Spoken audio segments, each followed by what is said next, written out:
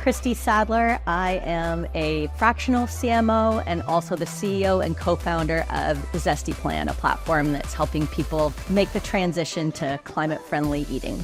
Well, when you're driving B2B, particularly demand generation or lead generation, demand capture, depending on how you want to define it, it really has depended for me on the various stages of the company. So things that I do that are successful early stage startup versus a $10 million company versus a $20 million company will be a little bit different. But I will always say that a big component of it is typically going to be around content and really impactful content. So your fractional CMO, and it really is going to depend on what you're looking for from a marketing leader, but your fractional CMO is going to come in, and it's typically with a company who isn't quite ready for a CMO yet. So it might be early stage before you're ready to, spend the dollars that you'd need to get an executive at a CMO level. And you probably don't need all of those capabilities. What you need is somebody who's going to be, your partner and help you really identify what you need to put in place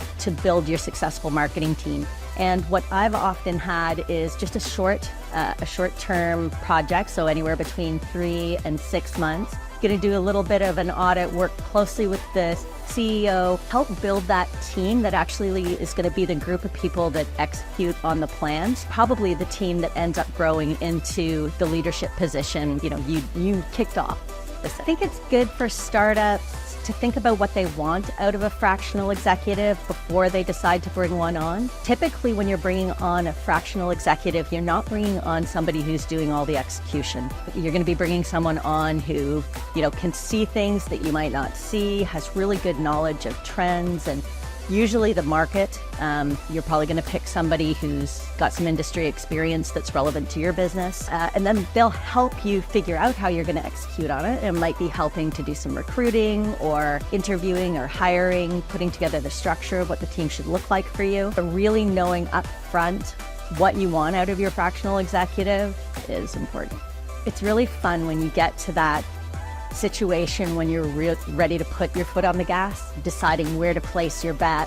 I'm a big fan of balancing risk and safety, but making sure that you've got enough risk in there that you can play, because in the early stages of acceleration, you're not 100% sure what's going to work. You might have already done a little bit of marketing and you've tested the waters a little bit, and you can immediately say, I'm going to put more money on that. But then things change so much in marketing. There's always something new to try.